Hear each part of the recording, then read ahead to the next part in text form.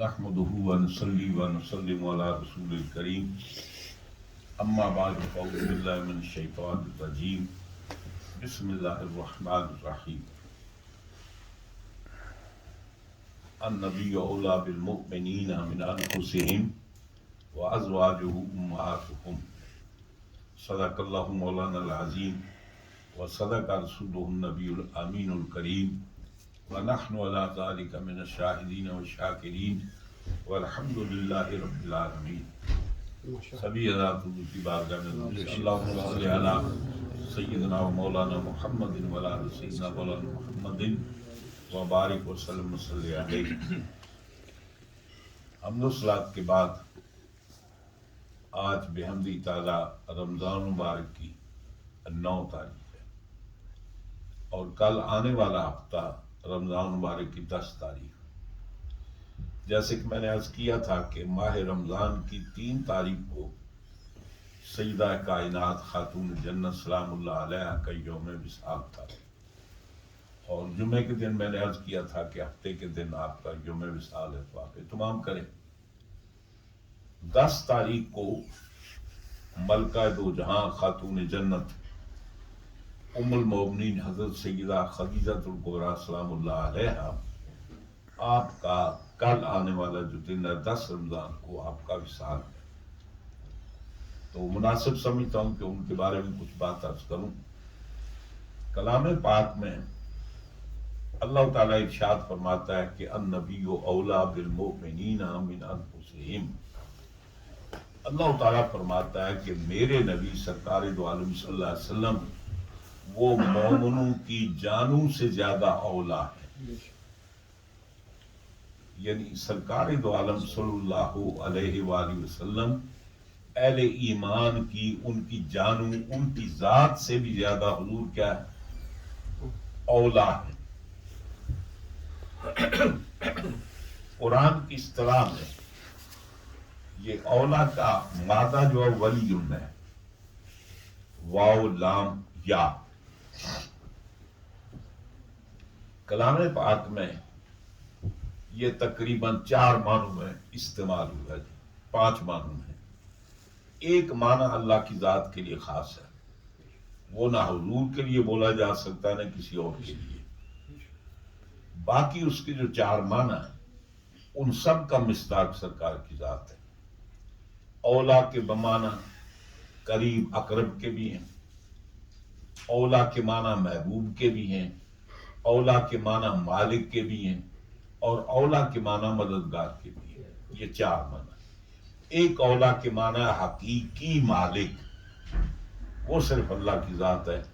نعم المولا و نعم النصیر. حقیقی مولا اللہ کی ذات ہے. تو اللہ تعالیٰ فرماتا ہے کہ میرا محبوب مومن کی شان یہ ہے کہ اس کی ذات سے بھی میرا محبوب اس کو زیادہ محبوب ہونا چاہیے، پیارا ہونا چاہیے. نمبر 2 فرمایا کہ وہ اپنی ذات سے بھی زیادہ حضور کو اپنے قریب سمجھے. اقرب یعنی حضور مومن اپنی ذات سے اتنا قریب نہیں ہے جتنا سرکار اس کے قریب ہے. اور اولیٰ کے معنی مددگار. مومن خود اپنی ذات کا دفاع نہیں کر سکتا، مدد نہیں کر سکتا کہ جتنا سرکار کی ذات اس کی مددگار ہے. نمبر 4 مومن اپنی جان کا مالک نہیں ہے کہ جتنا کہ سرکار اس کے مالک ہے. یہ سبھی حضرات بہت اچھے طریقے سے اگلے جمعے جہاں بھی کڑی ہونی چاہیے. ہاں جی بھائی تو کوئی بھی نہیں نظر نہیں، بندہ دیکھتا ہے وہ ٹائم ہے، یہ تو پیچھے بات نظر نہیں آتی. شاہ صاحب میری کمزوری ہے، کڑی کار پہ ہی ہے، میں بھول گیا لیا لگا چلو کیونکہ میں آیا نہیں. چلو اگلے جمعے لگی ہے گی. اور یہ کر رہا تھا کہ تمام کا اتفاق ہے خودکشی کیا ہے جی حرام. یعنی خودکشی کرنا کیا ہے حرام. ہو کوئی طریقہ آپ یہ بلڈنگ سے چھانگ لگائے، یہ دریا میں چھانگ لگائے یا چاقو چھری پستول جس سے بھی خودکشی یعنی اپنے آپ کو قتل کرنا ہے جی. یہ فارسی کا ایک لفظ ہے کشتن. کشتن کے معنی ہوتے ہیں مار ڈالنا. تو اسی سے مضارع آتا ہے کشد. دال دور کریں تو پیچھے رہ گیا کش. کش کے معنی ہوتے ہیں کلٹ، اس کو قتل کر دے. تو اس کے ساتھ اگر اسم لگا دیں تو اس میں فاعل کا معنی بن جاتا ہے خودکشی، خود کو قتل کرنے والا. ایک لفظ ہے کش. ہمارے یہاں بڑے بڑے حجولہ لوگ ہیں، ان کو یہ بھی پتا نہیں وہ کش کہاں یوز ہوتا ہے تو کچھ کہاں یوز ہوتا ہے. کشیدن کے معنی ہوتے ہیں کھینچنے کے، اور اس کا مضارع آتا ہے کشد.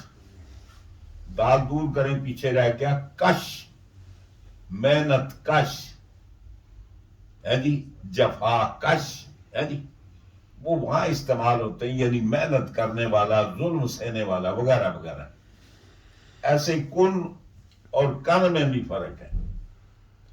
جیسے ہمارے یہاں وہ کہتے ہیں نا جان کنی اور گور کن ہے جی، تو دونوں ڈفرنٹ. اچھا، خودکشی تمام بات کا اتفاق ہے کہ خودکشی کرنا کیا ہے؟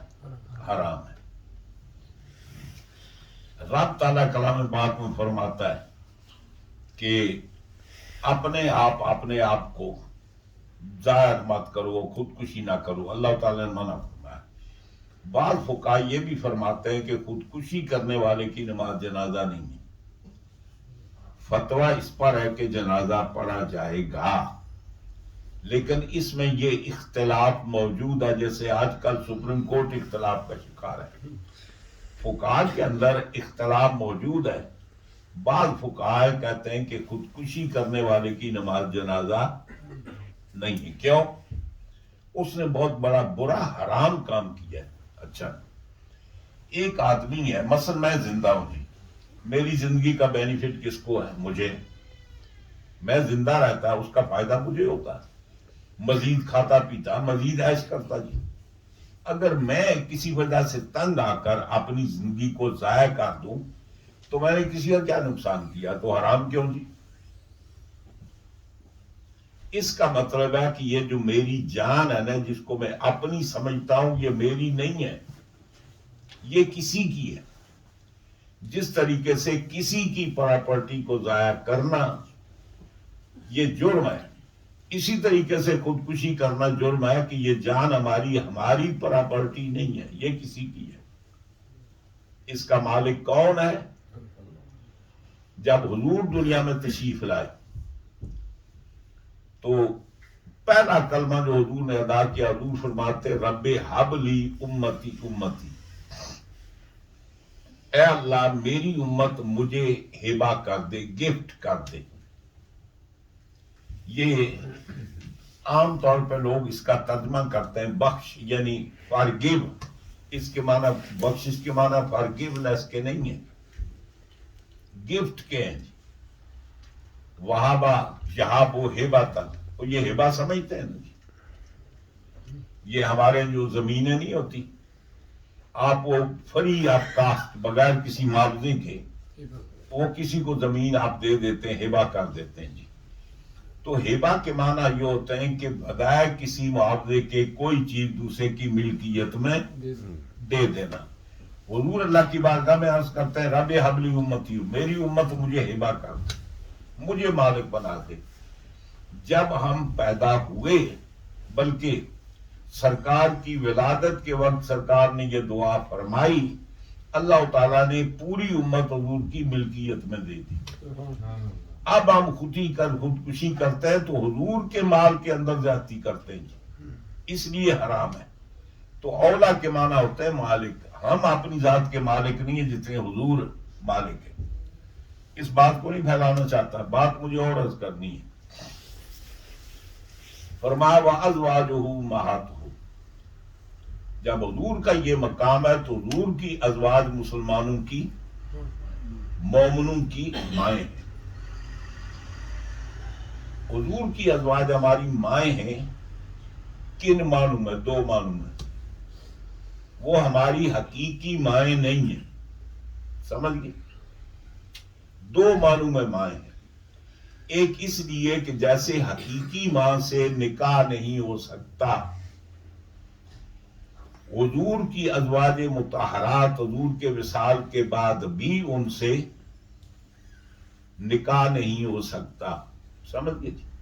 جیسے حقیقی ماں کسی حالت میں ماں سے نکاح نہیں ہو سکتا، حضور کی ازواج مطہرات سے بھی کسی صورت میں نکاح نہیں ہو سکتا. اس لحاظ سے وہ ماں ہے، نمبر ایک. نمبر دو، اس لیے وہ ماں ہیں کہ ان کی رسپیکٹ ہے، عزت ہے. ان کی عزت ہماری حقیقی ماں سے بھی زیادہ ہے. بس یہ دو معنی ہے. باقی حضور کی ازواج مطہرات غیر محرم ہیں. کوئی امتی تخلیے میں حضور کی زوجہ محترمہ کے ساتھ نہیں بیٹھ سکتا، ان کو ہاتھ نہیں لگا، ٹچ نہیں کر سکتا، ان کے ساتھ سفر نہیں کر سکتا، بلا حجاب گفتگو نہیں کر سکتا. کیا ماں کے لیے یہ ہے؟ وہ غیر محرم ہے. ماں ہونے کا مطلب کہ صرف نکاح نہیں ہو سکتا جی. جب وہ ان معنوں میں ماں نہیں ہے تو ان کے لحاظ سے کوئی رشتہ بھی نہیں بن سکتا. حضور کی زوجہ محترمہ کا کوئی باپ ہمارا باپ نہیں ہو سکتا، کوئی بہن ہماری خالہ نہیں ہو سکتی، اور کوئی بھائی ہمارا ماموں نہیں ہو سکتا جیسے آج کل لوگوں نے ماموں بنائے ہوئے ہیں. ہاں جی. حضور کی ازواج مطہرات کے سلسلے سے کوئی رشتہ نہیں بنتا. اگر وہ ہماری ماں ہیں، ان کے والدین ہمارے نانی نانا نہیں، ان کے بھائی ہمارے ماموں نہیں، ان کی بہنیں ہماری خالہ نہیں. ماسی نال نکاح ہو سکتا نہیں ہوتا. حضرت اسماء بنت ابی بکر، حضرت ابو بکر کی دو بیٹیاں نا جی، اسماء بنت ابو بکر، حضرت عائشہ صدیقہ. تو پھر عائشہ صدیقہ تو حضور کی بیوی ہوگی جی، تو اسماء کیا ہوئی جی؟ مسلمان ماسی نا. پھر حضرت زبیر بن عوام نال نکاح ہوا تو ماسی نہ لو ایسی. اصل قصہ یہ ہے، جب کسی کو کوئی فضیلت نہیں ملتی نا تو پھر وہ تلاش کرتے ہیں، ڈھونڈتے کہاں سے ہم کریں جی. تو اب یہ کر رہا تھا کہ حضور کی ازواج مطہرات جو ہے وہ ہماری ماں ہیں، ہماری ماؤں سے بڑھ کر وہ قابل عزت ہیں، قابل احترام ہیں. اور ہماری پہلی ماں حضرت سیدہ خدیجہ کبریٰ سلام اللہ علیہا، آپ کے بہت سارے امتیازات ہیں. پہلا امتیاز یہ ہے کہ سب سے پہلے حضور پر ایمان لانے والی، اسی دن جس دن سرکار غار حرا سے تشریف لائے اور آ کر بتایا کہ میرے پاس جبریل آیا، مجھے اس نے پیغام دیا کہ انت رسول رب العالمین. جبریل سے حضور نے پوچھا مان انت، تو کون ہے؟ آپ کہتے ہیں انا روح الامین و انت سید المرسلین، میں روح امین ہوں، آپ تمام رسولوں کے سردار ہیں. اب جب حضور کو یہ پیغام غار حرا میں ملا تو گھر تشریف لائے. پہلے آپ کا ذکر اپنے اپنی زوجہ محترمہ میری اور آپ کی ماں ملکہ دو جہاں خاتون اول حضرت سیدہ خدیجہ کبریٰ سے فرمایا. آپ نے بلا چونو چرا آپ کو نبی تسلیم کیا. دوسرے نمبر پر دوسرے دن حضور مولا کائنات نے حضور کے اعلان نبوت کا تصدیق کی. تیسرے دن حضرت زید بن حارثہ اور پھر ام ایمن جو ان کے گھر میں تھی وہ ایمان لائی.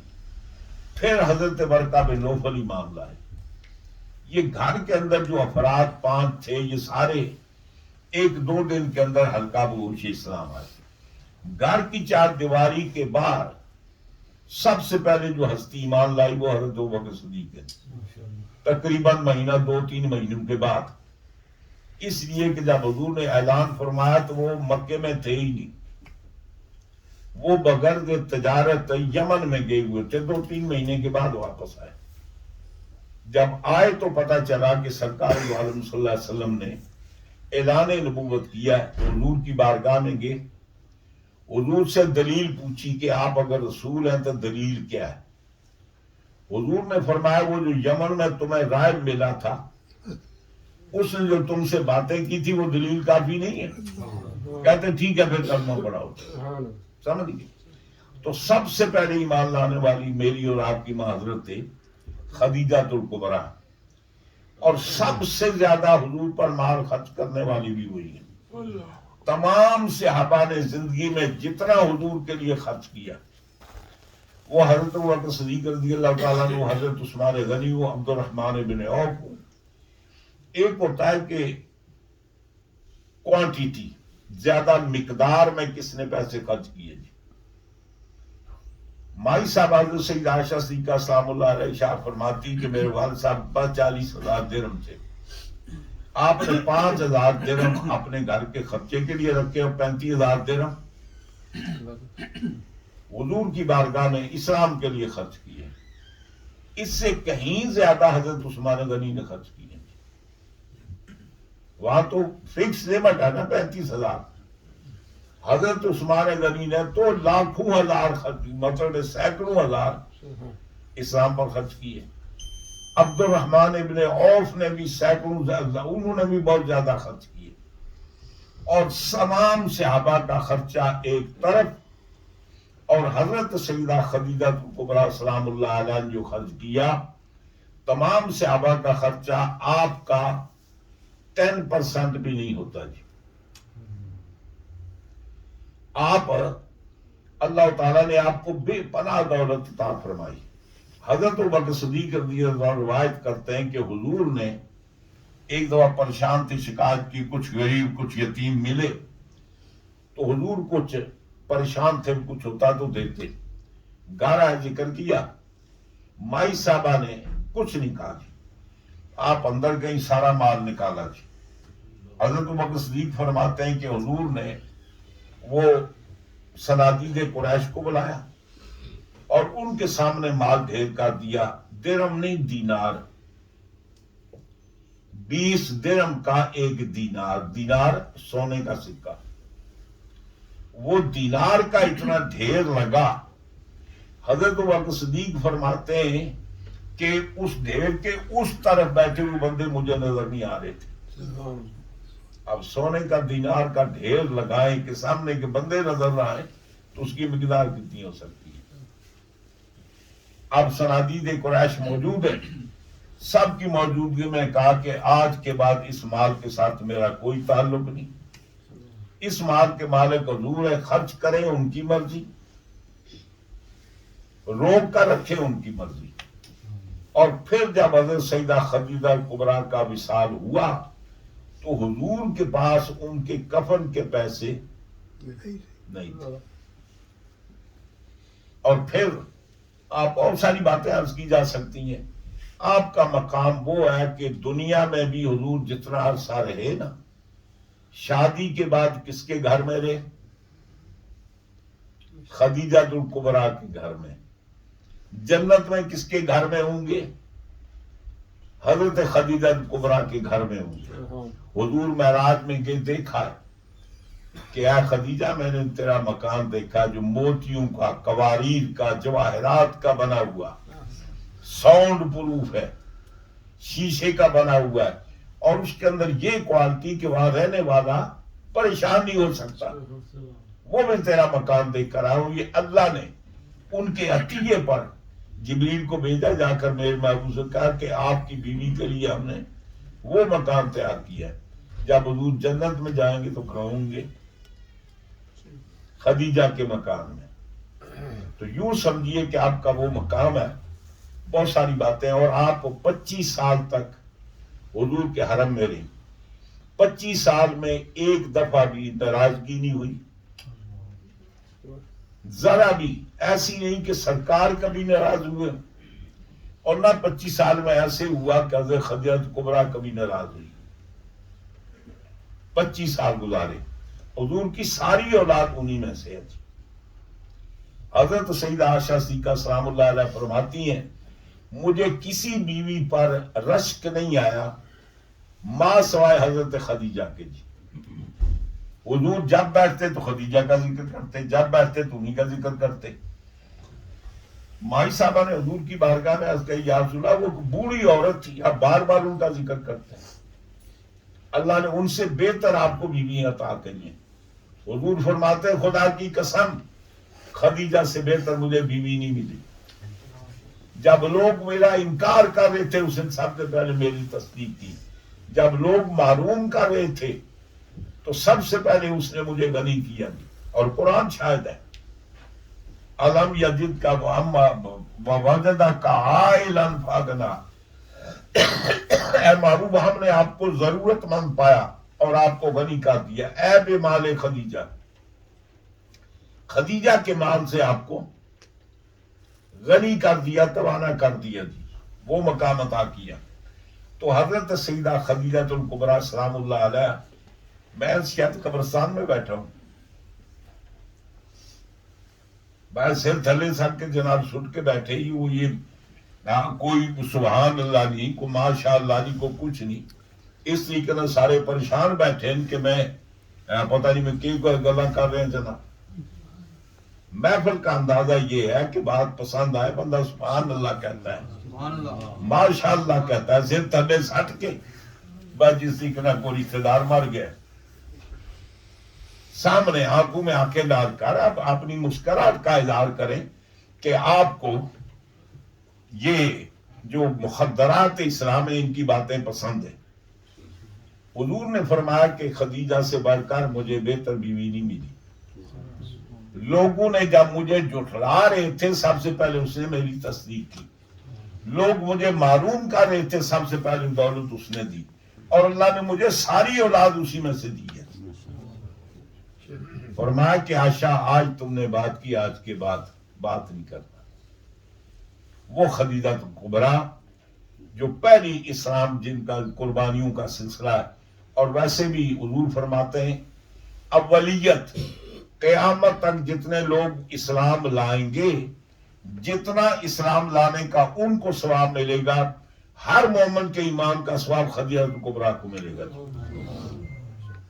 آپ سب سے پہلے ایمان لائی ہیں، دوسرے نمبر پر حضرت علی ایمان لائے، حضرت علی کے ایمان کا بھی ثواب ان کو، حضرت زید بن حارثہ ایمان لائے ان کی ترغیب سے، ان کے ایمان کا بھی ثواب ان کو، ام ایمن ایمان لائی، ان کے جتنا ان کو ایمان کا درجہ ملا اتنا خدیجہ کبریٰ کو، ورقہ بن نوفل، حضرت بکر صدیق وہ ایمان لائے جتنا ان کو ایمان کا درجہ ملا، ان کے ایمان سے اتنا درجہ خدیجہ کبریٰ کے نام میں لکھا گیا۔ حضور فرماتے من سنہ سنتن حسنتن، جو پہلے کسی کام کی بنیاد ڈالے اور اس کی بنیاد پر لوگ کام کریں، جتنے بعد والے کام کرتے ہیں سب کا ثواب اس کا آدمی کے نامہ اعمال کے اندر لکھا جاتا ہے۔ باقی کچھ باتیں انشاءاللہ یہ آئندہ جمعہ عرض کریں گے، چونکہ آئندہ جمعہ حضرت سیدہ عائشہ صدیقہ سلام اللہ علیہ آپ کی بھی یوم وصال ہے، بلکہ شہادت سمجھ لیجیے،